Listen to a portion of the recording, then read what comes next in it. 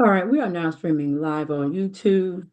This is the matter of State of Georgia versus David Robinson, charged in warrant number 2024 CW 74176, improper lane change, and 2024 CW 74197, possession of oxycodone, possession of a drug-related item, possession of a controlled substance, which is in this case oxycodone.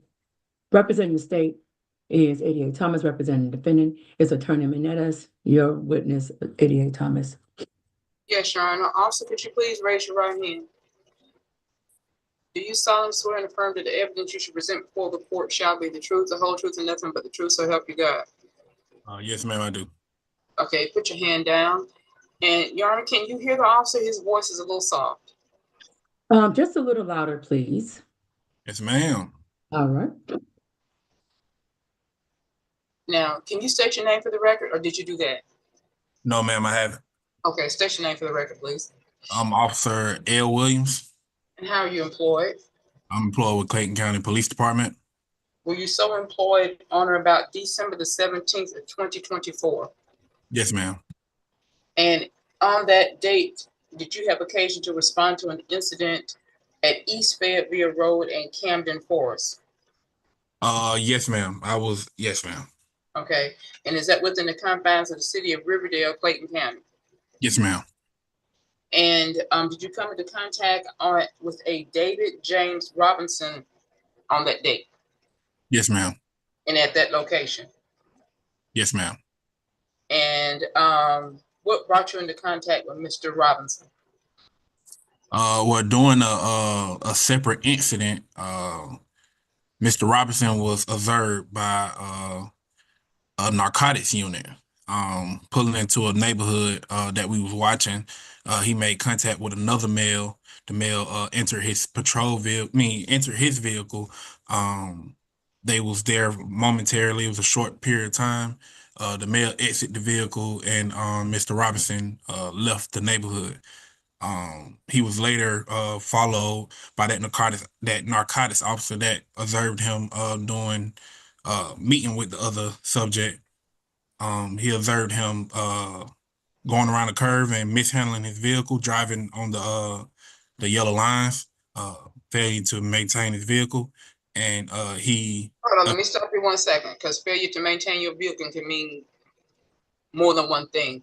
When you say fail to maintain your vehicle, are you talking about not staying in his lane, or are you talking about something else? Yes, ma'am. Talk about not staying in his lane. Okay, and was this observed by the officer that was behind him? Yes, ma'am. What happened after that? That infraction was then advised to me, so I conducted the traffic pullover. So you did not see the fail to maintain yourself. The narcotics officers did. Yes, ma'am. Okay. Were you able to successfully conduct the traffic stop? Yes, ma'am. He rode for a little bit, but he did stop. And after he stopped, what happened next? I made contact with the young man, spoke to him, advised him why I pulled him over, and then the odor of marijuana arose from inside the vehicle. The smell of marijuana arose from inside the vehicle. So did this occur while you're talking with the person? Yes. And after you observed the odor of marijuana, what happened next, if anything? I asked him to step out of the vehicle after we had a short conversation about his goings and comings. But during that conversation, he changed his statement so many times. It seemed that he forgot where he was coming from, and what he was doing, and who he was talking to, and who was inside his vehicle. Were there other people inside of the vehicle? At that time, no, ma'am. Okay. Did it appear to you, or am I misunderstanding you, but did it appear to you he didn't know that he was in the car by himself? No, ma'am. He knew he was in the car by himself, but he didn't. So he didn't know that we observed him inside the neighborhood. So when we was asking questions, well, when I was talking to him, he was telling me completely opposite of what he had just done. So you're talking about the prior narcotics incident? Yes, ma'am. Okay. So after you spoke with him, what happened next, if anything? I asked him to step out of the vehicle. Once he stepped out of the vehicle, we went to the rear of the vehicle, and a proper call search was conducted on that vehicle due to the odor of marijuana. Okay. What, and did you find anything? Was anything recovered? Yes, ma'am. A small pill was recovered using a pill identifier website. It was identified as oxycodone. And who used the pill identifier? Was that you or was that someone, another officer at the scene? That was me. Okay. And was there anything other than one pill recovered? No, ma'am. That was the only pill recovered. Where was it recovered from? It was under the passenger seat, closer to the center console. Was that on the front passenger seat or the back? Front passenger seat. You were just laying on the floor? Yes, ma'am. Did he have anything to say about the pill, where it came from, who it belonged to, anything? At the first moment, no, ma'am. He advised that it wasn't his. He said the car belonged to his cousin. Um, Then he recanted his statement. He advised he wanted to speak to a narcotics detective. From that point on, the case was bound over to the narcotics division, but my body cam stayed rolling while the young man spoke to the narcotics detective. He advised different than what he advised during the traffic stop. And when you say different from what he advised in the traffic stop, what do you mean? Well, I didn't put it in my report because, like I said, I bound it over to the narcotics detective due Okay, to him. let's keep something straight because I don't want the record to get confused. When you're saying bound up, you're meaning you transferred to narcotics detectives for them to pursue it? Yes, ma'am. By his Okay, let's use transferred, okay? Because bound over is what the court does, okay? my apologies. No, don't apologize. It's just terminology. We gotta Yes, ma'am. use it. Okay, so the narcotics detectives interviewed the defendant at the scene. Objection, Your Yes, What's the objection? Leading, she said she led and said they interviewed him at the scene. I believe the officer had previously testified to that, Your Honor. I was trying to get us back on track. Okay, But just I rephrase rephrase. it. Yes, thank you. Did anyone interview the defendant at the scene? yes, ma'am. And who was that? A separate narcotics detective. And was this captured or commemorated in any way? Yes, ma'am. It was body camera was recorded during the traffic stop. Statement that the defendant made, was it consistent with what he told you earlier? No, ma'am. How did it vary? So he went from telling me that he doesn't do those things. He said he was on probation or whatnot. He don't condone in controlled substances, also known as drugs. He said he doesn't condone in them. He said it wasn't his pill. He said the car didn't belong to him. Once he spoke to the narcotics detective, he told them that he do what he have to do to get money, and that he can refer them to other people. And I believe you indicated you had your body cam on at the time. Yes, ma'am. Was it operable? Yes, ma'am. Did it record your interactions with this defendant? Yes, ma'am. Did it record this conversation he had with the narcotics detective? Yes, ma'am. After speaking with the narcotics detective, what happened to the pill? The pill was taken to our headquarters building and placed in evidence. Has it been tested? That's a good question. I'm not too sure. Due to it being bounded over to me, due to it being the case being transferred over to narcotics, I didn't put in a DOFIS form to get it sent away because the young man said he wanted to help us get who he got his stuff from. Okay. But far as you know, it is in police custody? Yes, ma'am. Was anything else recovered from the car? No, ma'am. Anything else recovered from him? No, ma'am. So what happened to him after he talked to the narcotics detective? The young man was released back in. He was released. Released to who? He was just he was free to leave. How did he get in jail? He agreed to the terms of speaking with the narcotics officer to get what they call a plug to turn. He was gonna turn his plug in. The person he gets the drugs from, he was gonna turn that person in. But he's in jail. How did Yes. he end up arrested? So he and the narcotics detective had a conversation in reference to him not going missing. He advised that he was on probation. He wouldn't go missing. He wanted to help. And 3 weeks went by. He went missing. We couldn't get in contact with him. I called, two other narcotics detectives called. He said that he was living in Mount Zion in a hotel. He said he was moving a couple days after that situation, but he did promise that he wouldn't go missing, and he did go missing. So he failed to comply with the agreement. Yes, ma'am. Who took out warrants to have him arrested? I did. And I believe you indicated previously the case was supposed to be transferred to a narcotics detective. So how did you know what happened after that? I kept the narcotics detective that I switched the case over to. He kept me updated on the case due to me being the initial officer. So were you notified by the narcotics detective that the defendant had not cooperated or upheld his end of the conversation? Yes, ma'am. Did the narcotics detective have you take out warrants, or how did that come down? Yes, ma'am.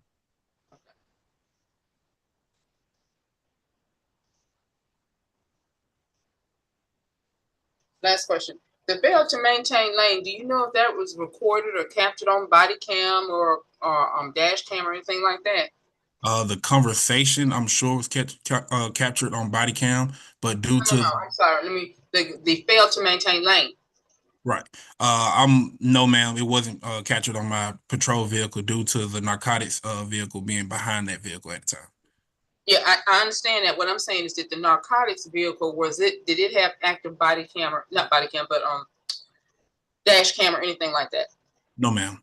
Okay. Yeah, I believe that's. Oh, one more thing. Officer, you on a laptop or a cell phone? Laptop. Are you able to see everyone in court right now? Yes, ma'am. The person that you encountered that evening, do you see them in court before the court today? Yes, ma'am. Can you identify them by physical appearance or article of clothing? Yes, ma'am. The young man standing with the orange shirt on, he has dreadlocks, light skin. He has a ink mark on one of his eyes, left or right. Okay. Yeah, that's all I have, the officer. All Reserve right. right, Greg. Thank you. Cross? Thank you, Your Honor. Now, you say you came into the contact with the defendant on December 17th, 2024, but you've had contact with him before that date, correct? I can't recall. Okay, so it's possible that you've had contact with him, but you just forgot about it? Yeah. Yes, sir. And so the previous possible contact that you might have had that wasn't documented anywhere? I'm not sure. I'm going to object at this time as to relevance regarding a prior contact. The officer indicated that he didn't recall, and I'm not sure even if he did recall what relevance it would have to the charges before the court today. And I promise I'm getting there, Your Honor. And I asked him whether if he had had contact with him before, that would be documented anywhere. Just yes or no. And he indicated he did not recall, Your Honor. Okay, A.J. Thomas, hold on. I am going to overrule. Go ahead and ask him, counsel. I know you don't recall, but had you had contact with him before, would that be documented or recorded anywhere? Depending on what the contact was. Okay. What about contact where you all told him that he needed to cooperate with you and find a drug dealer or else you would arrest him? That would be on the said traffic stop where he volunteered to speak to the narcotics detective. No, I'm asking before that. Isn't it true that you or someone else in law enforcement actually approached him and tried to get him to find you a drug dealer, or else you all would arrest him? Isn't that what happened? I wouldn't be able to speak on what someone else may have did. Okay, so now under oath, you're saying you didn't ever do that, correct? Unless we talking about the same traffic stop, I can't recall. Okay. And so do you have any personal knowledge about whether or not any of the narcotics people had ever encountered Mr. Robinson before this date? Yes. So they had encountered him before this date, December 17th. By the remarks of your I guess your client, he said that he went to school with the actual narcotics officer that seen him do the violation. But that was his words. I didn't go to school with either one of them. But you don't know whether that's true or not. No, I don't. And do you know whether any of the narcotics officers besides that had seen Mr. Robinson recently or at any time? Um, I can't speak on if another officer seen that young man or not. And then who was that narcotics officer that we're talking about? That he went to school with? Right, possibly. Officer, I just say Denard. I can't remember his last name at this time. Okay. And then I'm going to move on to the surveillance that was being done. Where exactly was that again? Uh, Riverdale Road and near Garden Walk. There's an apartment complex. Okay. And why was that area under surveillance? So I'm part of a crime suppression unit called CAGE. CAGE stands for Criminal Apprehension Gang Enforcement. We're under the Division of Narcotics. Our daily duties is to, when we're on shift, is to patrol the areas of Clayton County from Sector 1 through 4 and suppress crime. Look for things that's out of order. Try to stop aggressive crimes, victimized crimes. Yeah, we suppress crime, and that day we was in Sector 2. That's Riverdale, summer of Atlanta by the airport. We was in that area. Okay. And you didn't observe Mr. Robinson doing any crimes, correct? Yes. You did. Yeah, he was in possession of the Well, I'm sorry, I worded that wrong. When he's seen while the area is under surveillance, and you talked about him getting in and out of a car, there was no criminal activity observed at that time. He just got in the car and got out. No, another male got into the car. He never got out the car. Okay, thanks for the clarification. So another male got in the car and then got out, but you didn't see Mr. Robinson hand over any cash? No, I couldn't see into the vehicle. Okay, so you couldn't see in the vehicle. You didn't, of course, be able to see any drugs or cash being exchanged between these two people, correct? No, sir. And so you don't know why that person got in that vehicle, correct? No, sir. And regardless, Mr. Robinson was then followed away from that area. Yes, sir. And who made the decision to follow him? Uh, the narcotics officer that followed him. Okay, and who was that? Officer Denard. Okay. And so Officer Denard follows Mr. Robinson out of there, and you don't know whether that narcotics officer knows Mr. Robinson or not, or could recognize him. Once they had a conversation, the young man, detective, I keep saying officer, Detective Denard was actually leaving the scene.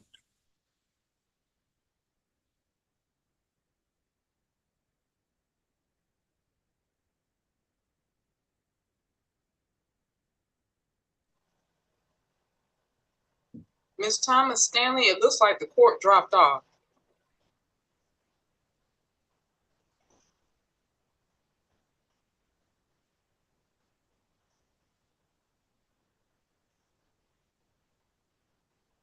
Ms. Thomas Stanley, can you hear me?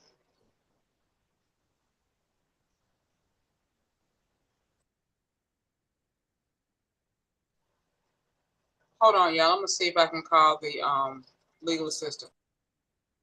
Thank you.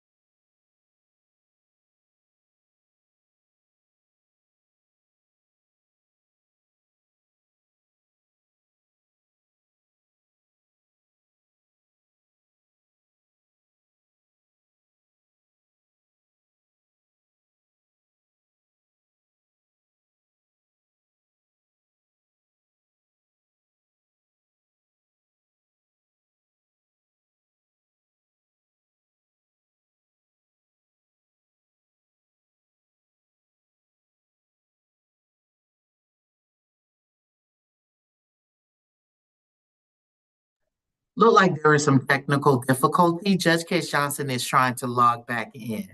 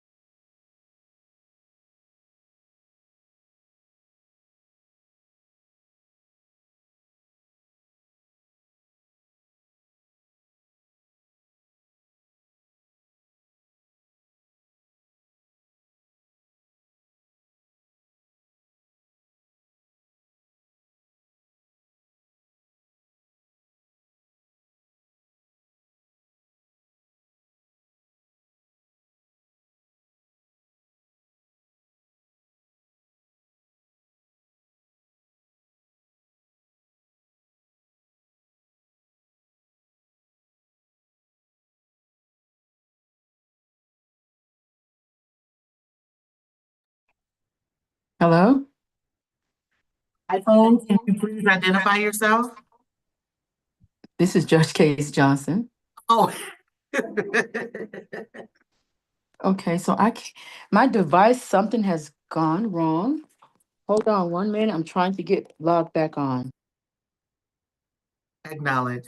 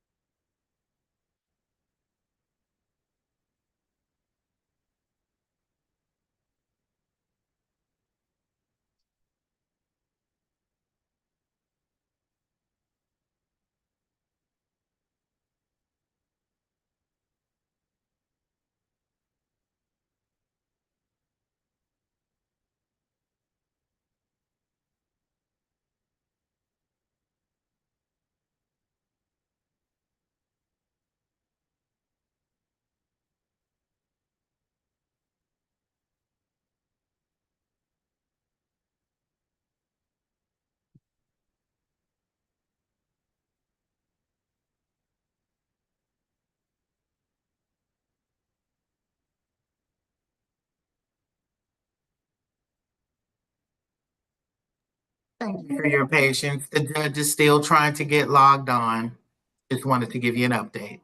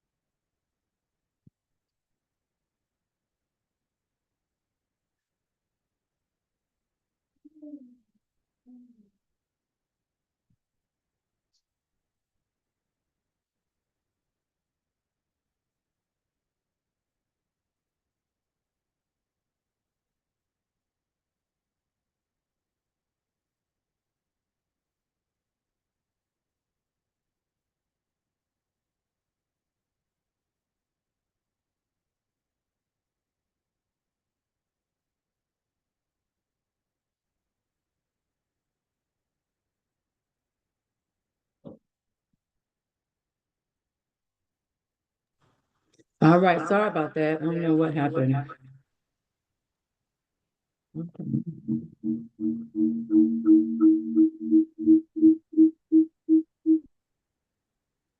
All righty, go ahead and proceed. Your Honor, we can't see you. We see your background, we just can't see you. Not sure why. Let me undo it and do it again.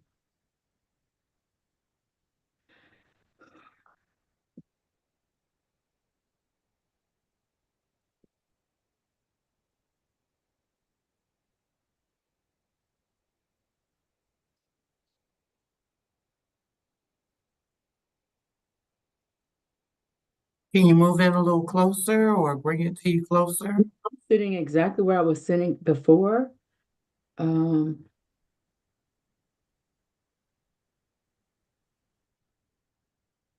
I,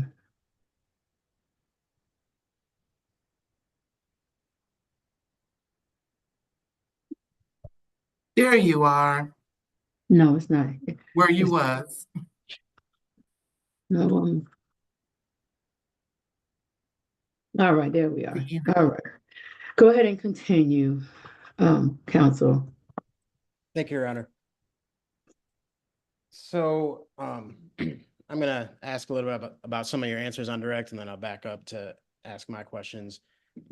I want to clarify, so he wasn't arrested on the scene because you all wanted to use him to try to arrest another possible person. Is that accurate? Oh, I didn't. Did you say yes or no? Yes, he wasn't placed into custody on scene. He was not free to leave. He was detained. Okay. And then about 3 weeks go by, and because you hadn't heard from him or he wasn't responding to you, that's when you all made the decision to arrest him. Yes, and that was a just an estimate on 3 weeks. I can't remember how long passed, but time passed, and we was unable to get in contact with him. Okay. And is that something that you all typically do, or was this first time that you did that? Which part are we talking about? Hold off on arresting people in an attempt to get them to cooperate with you about someone else. Yes, if they volunteer to I guess bring in the bigger fish, if you put it in words like that, then we don't charge them with the possession of whatever they had. Place it into evidence, and we go from there. Okay. So at the time you didn't. But narcotics go from there. Okay. At the time you didn't consider Mr. Robinson any kind of danger or threat to anyone else? Uh, I don't know. Okay. And so you didn't arrest him at the time that you say you found this pill. So later on, when you arrest him, is it fair to say that that decision wasn't based on any kind of community safety concern? It was just because you were retaliating for him not cooperating with you? No, I wouldn't say I retaliated at all. The young man volunteered and placed himself in a predicament to work with the narcotics division, and he went back on his word, so I applied for the warrants. Okay, you wouldn't use the word retaliate, but you arrest him because he didn't follow through on something that you say he promised you to do. Not that he promised me to do, that he volunteered to do. And he understood the arrangement that he had with the narcotics division, and he did otherwise. Right. And so not to beat a dead horse, but I'm not asking you if he supposedly volunteered. It's because he didn't follow through on some kind of agreement with law enforcement is why the decision was made to arrest him at the time that it was. There wasn't any other reason. Yeah, the other reason was that he was in possession of it. Well, right, besides that allegation. Okay, now I want to back up to when you first were following him. So it was you and one other narcotics car that were following him on the road. No, so the narcotics vehicle was following him. I was nearby in the area along with another Tahoe because it was three vehicles on scene during that traffic pullover. Okay. And that's part of why you didn't see him supposedly fail to maintain a lane. Yes, sir. It was a one lane, well, not one lane each direction street. If that makes sense, if I'm saying that correctly, it was a north and a south, one lane each way. So only one vehicle can be behind him. Right, but you say you were nearby. Didn't you say on direct that you were behind the narcotics vehicle? Yes, during the traffic pullover. Yes. Oh, during the traffic pullover. So they told you were about to pull him over and then you got behind them. Yeah, and I had to go around him to pull over the vehicle. Okay. And remind me again, why was it, as far as you know, that the dash cam wasn't on for the narcotics vehicle? Narcotics vehicles don't usually have cameras. And that specific narcotics vehicle was not a narcotics vehicle, it was a U.S. Marshal vehicle. Okay. And as far as you know, U.S. Marshal vehicles, that's pretty high stakes responsibility. They don't have dash cams on their cars. Not the UC vehicles, the undercover vehicles that I've seen. Okay. And you don't know why or why not that car did not have a dash cam, the U.S. Marshal vehicle. No, sir, I'm not employed with the U.S. Marshals. Okay. Right. But you do know that they were following him because they suspected him of something, right? They weren't just randomly following him. I'm not too sure. I can't speak on what another officer seen or assume may be happening, have happened, or will happen. Okay. He was continuously followed from the surveilled drug area all the way up to when he was pulled over, correct? I wouldn't say continuously follow, and I wouldn't say all the way up. It wasn't. I wouldn't even say that was more than a mile. Okay, but what I'm getting at is that he wasn't observed. The Marshall car and your car being in the area wasn't just a coincidence. The Marshall car was behind him because he had been observed in the supposed drug area. Wasn't that your testimony? Yeah, the marshal car seen him in a drug area, seen something that may have be. So Georgia law states that you have tiers. And based off them tiers, you can go from a crime will happen, may have happened, or is happening at that time. So I can't testify against that officer of what he may have thought. I could just explain them tiers. Okay, right. And as far as you know, from what you know about this, it would be fair for the officer to suspect that Mr. Robinson fell under one of these tiers. Yes.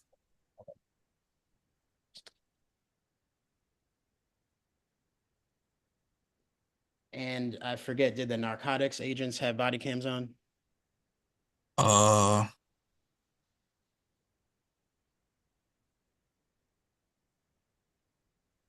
you saying normally, or you saying during that incident, did he have a body camera on? I want to answer the question correctly. Yeah, both.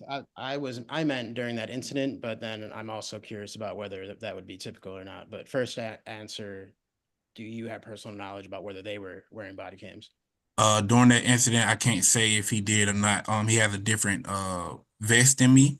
His vest looks different from mine.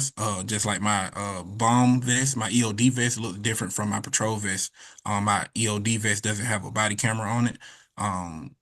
So I would assume that he didn't have a body camera on. Okay, and is that typical in your experience with the narcotics agents? Yes, unless we're doing some type of detail where their body camera is a needed thing. Okay, a needed thing, for example, like the search of a vehicle? No, needed thing like let me see. I don't know. I mean, I'm not narcotics detective, so I'm not 100% on the narcotics detective policy.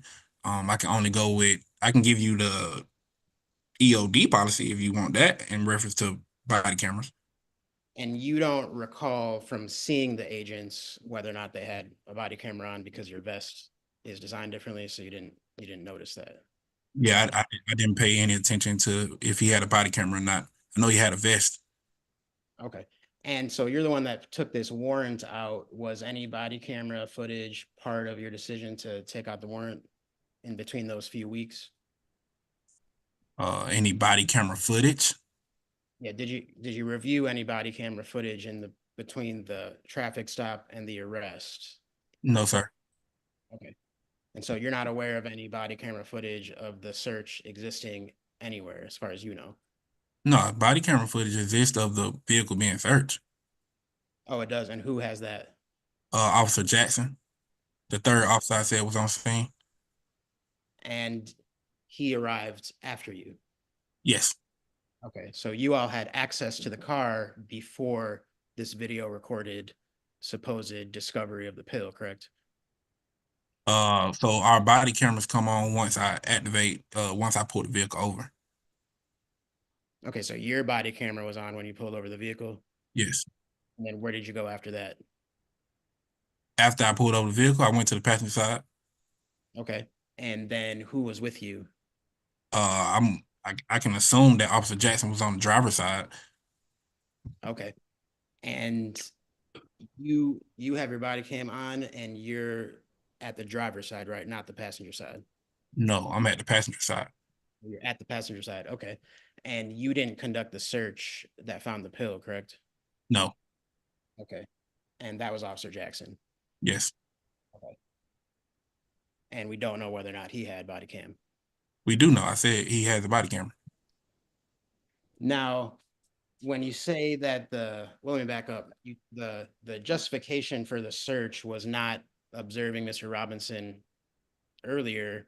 The justification was because you all say that you smelled weed, correct? The justification was the odor of marijuana. Yes. Okay. And you did end up searching the car, correct? Yes. Pretty thoroughly, you would say you did it. You searched all areas of the car. I will say that they did a thorough search. Yes. Okay. And there's no drug-related object that's ever alleged to be in the vehicle. I can't recall. Okay. There's no marijuana that's ever found in the vehicle, correct? No, no marijuana was located in the vehicle. If we're speaking on that substance, I can't remember if it was any like shake in the carpet. Usually when you search a vehicle, it's shaking the carpet, but I can't remember. Okay.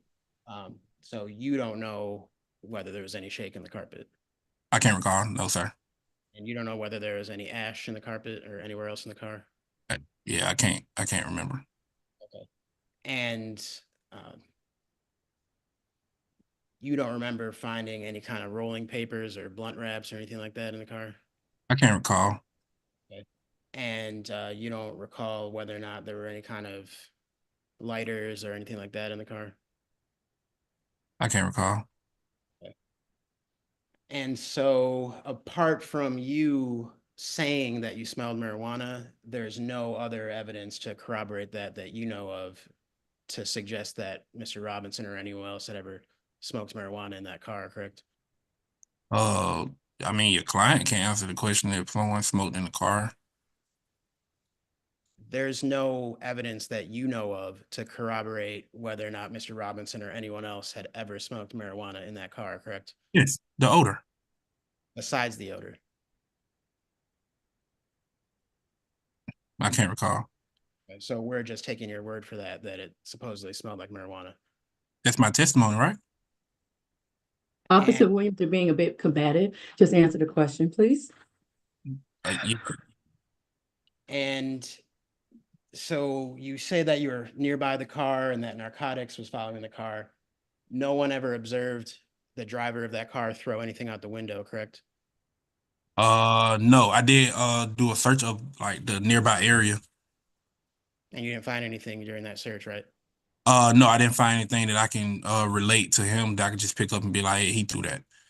Right. And there's no other evidence of anything ever being thrown out of the car. No.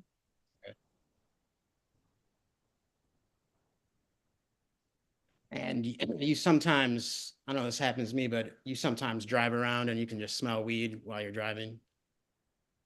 Yes, like car passed by or something. Yes, Right. And you had him pulled over and there were cars passing by at that time, correct? yes, Okay. And that's when you smelled marijuana. no. So there were no cars passing by when you say that you smelled marijuana in the car? I can't recall if a car was passing by, but usually when a car passed by and they're the reason why the marijuana smell whiff by, the smell will go away. Okay. Now, I want to move on to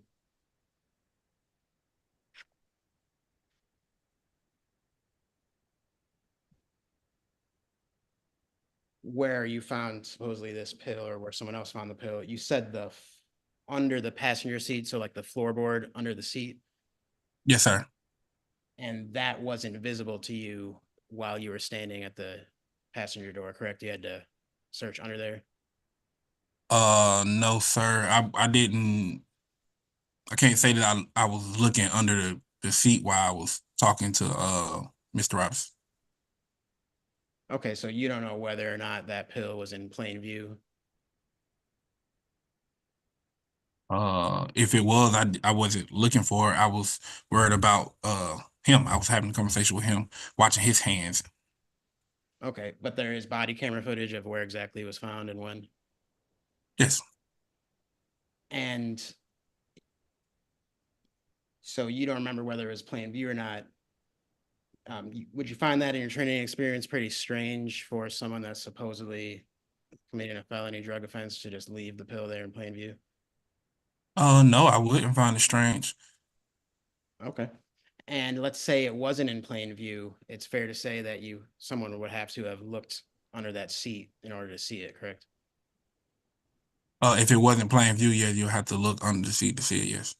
Okay.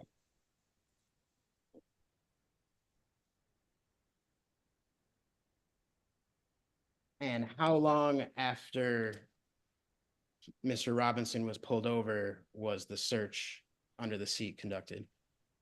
A reasonable amount of time. And in your vocabulary, what do you mean by a reasonable amount of time? I can't define reasonable. Would you say that it's more or less than 30 seconds? Is a reasonable amount of time, more or less than 30 seconds. The time between when you pulled over Mr. Robinson or when Mr. Robinson, the driver, supposedly was pulled over, was that more or less than 30 seconds until the search was done? Your Honor, if I may, I can just barely hear Mr. Menendez. I'm not sure what's going on, but it's really kind of Yeah, low. if you could just speak up, Mr. Menendez. I'm asking for a time estimate between the time that Mr. Robinson or the driver is supposedly pulled over and when the search is conducted or when you approach the car. Would you say that was, more or less than 30 seconds? I would estimate more than 30 seconds since I had a conversation with him. And then what about more or less than a few minutes or 5 minutes? I can't recall. I just said reasonable amount of time. I don't want to put a time frame on it, and I'm wrong. Okay, so it's possible that the search wasn't conducted until more than 5 minutes after the driver was pulled over. It was a reasonable amount of time before the car was searched. I can't give you a time frame. Right, you can't say whether or not it was less or more than 5 minutes, so that means it's possible that it was more than 5 minutes, correct? Depending on how long our conversation was. No, that's not what I'm asking. I'm asking you can't say whether or not it was more or less than 5 minutes. So logically, that means it could have been more than 5 minutes. Or it could have been less than 5 minutes, yes, sir.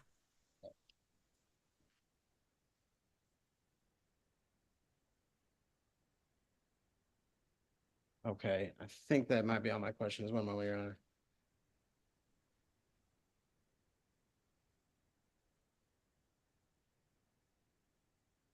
Did he say that was all of his questions? He said, hold on one moment, he was checking. Okay, Your Honor, those are all my questions. Oh, All I'm right. sorry, I forgot one. I just want to ask real briefly about how you identified the pill. You say you couldn't know whether or not it was a narcotic just by looking at it. You had to use a pill identifier website. I didn't say the first part, but I did say the second part, yes, sir. Okay, so you could tell whether it was oxycodone or not just by looking at it. So I could tell that it was a pill, but I didn't want to just go off and say what it was. So I used a web identifier to say such. Right, so you could tell it was a pill, but not whether it was an illegal or a controlled substance.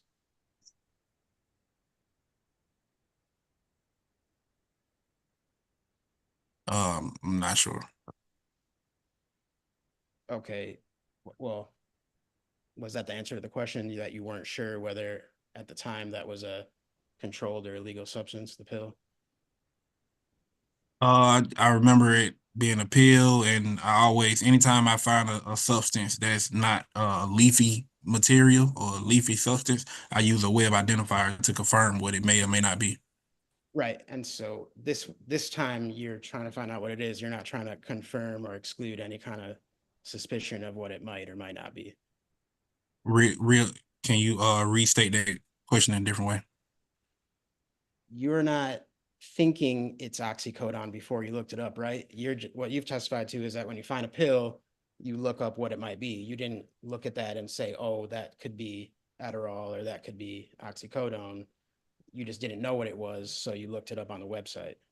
Yeah, I mean, at times I can assume if I see something that's colored that got like a different type of engraving on it, I think that it's MDMA, but I always research to confirm.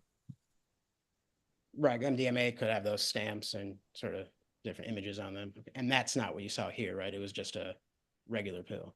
Yes, And did it have any kind of markings or numbers or letters on it? I can't recall. Okay.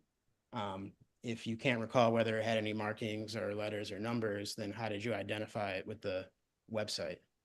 So the website, when you pull up the website, it asks you to type in certain information from the imprints on it to the color to the shape. And then it gives you a listing of what it could be. Right. And so are one of those things what you use to identify it supposedly from the website? Yes. Okay. And what exactly was it from that website that made you think that it was oxycodone? Using the imprint, the shape, and the color of it, it popped up and said that it was oxycodone. Okay. What was the shape and the imprint and the color?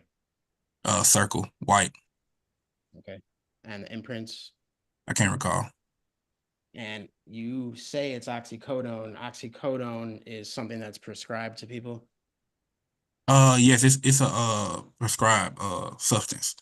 Okay. And there wasn't any investigation by you or anyone else about whether or not Mr. Robinson has ever been prescribed oxycodone, correct?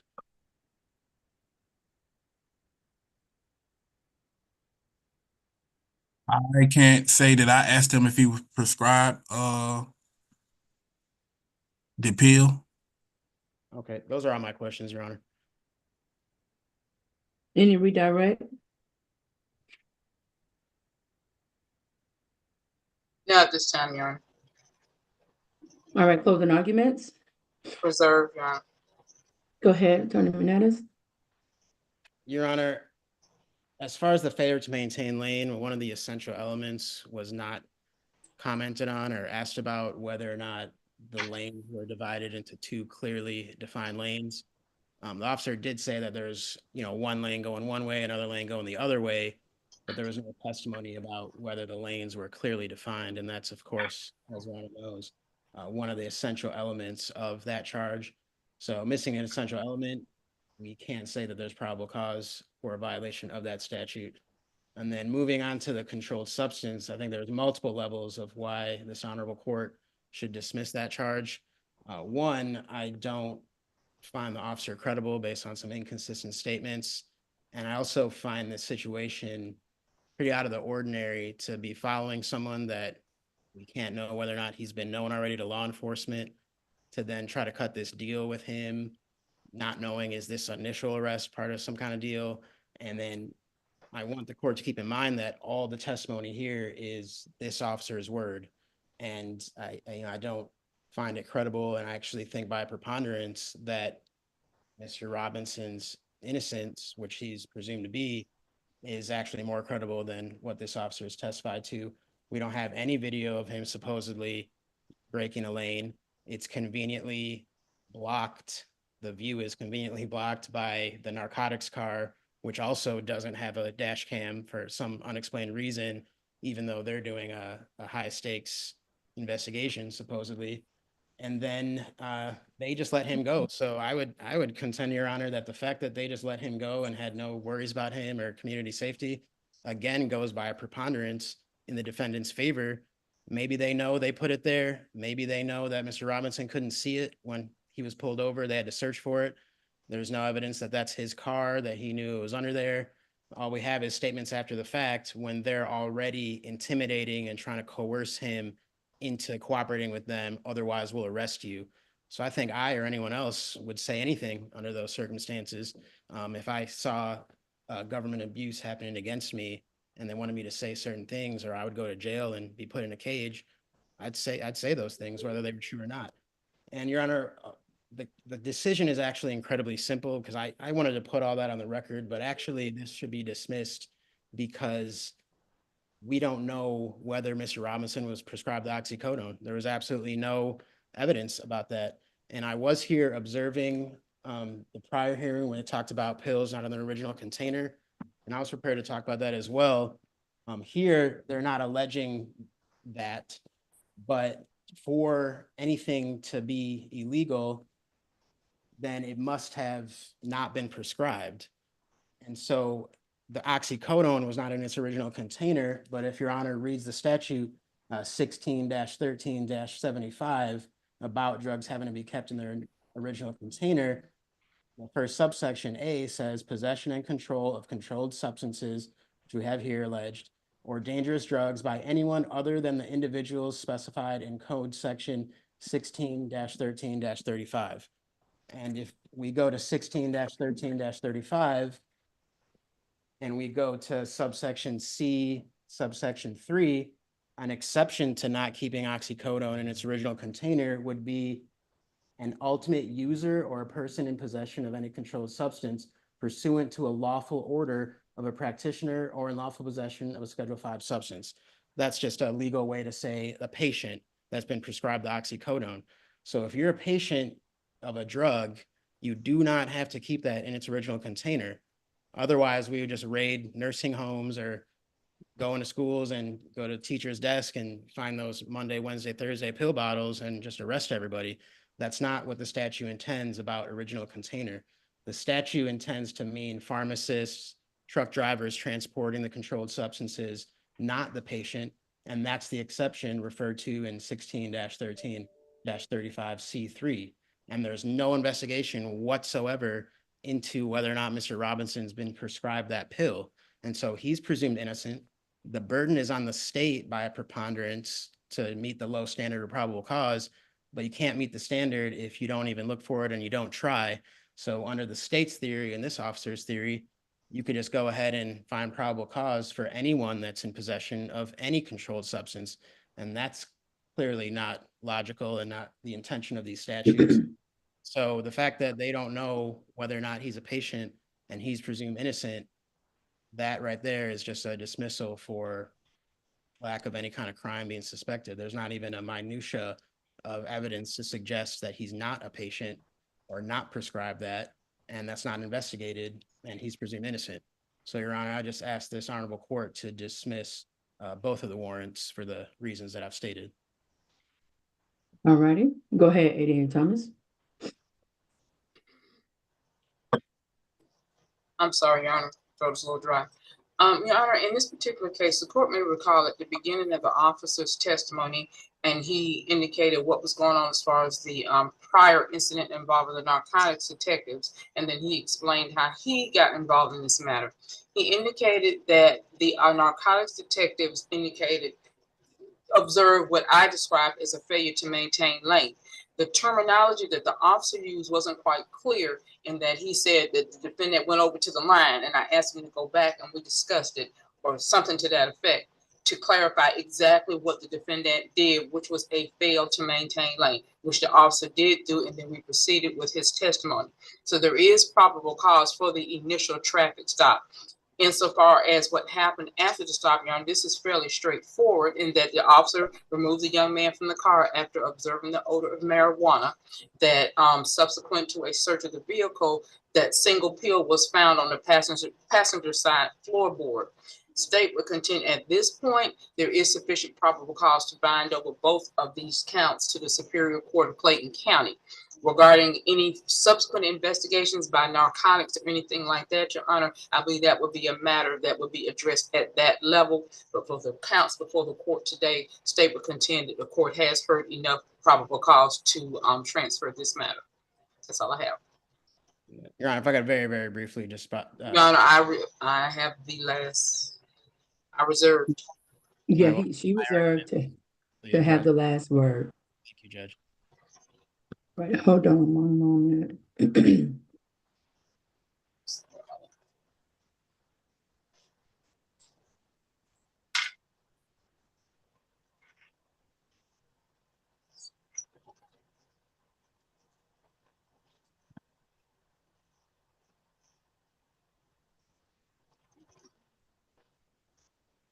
All right, so allow me to say that this case concerns me. It concerns me for a number of reasons. It concerns me because we have appeal that officer cannot identify today. Specifically, he indicated it was round. There are many round pills, but he couldn't tell what the imprint was on that pill. Also, the pretext that he smelled there was a marijuana smell. I also questioned the officer's credibility today, and also concerning to me about the video that was mysteriously blocked. This whole case concerns me. The investigation concerns me.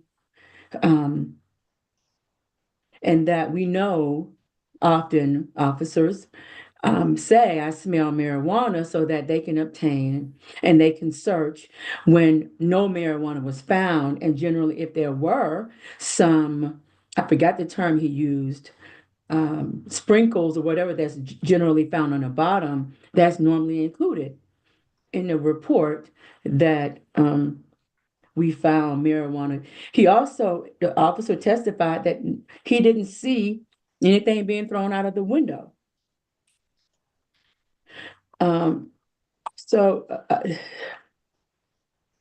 Again, this case concerns me, and so as a result, I'm going to dismiss these charges. Good luck, sir. Thank you, Your Honor. All right, that's do the you have any last questions case. for me? I'm sorry? I was asking the officer if he had any questions for me that he could call me. Okay. You good? Yes, Okay. ma'am. Okay.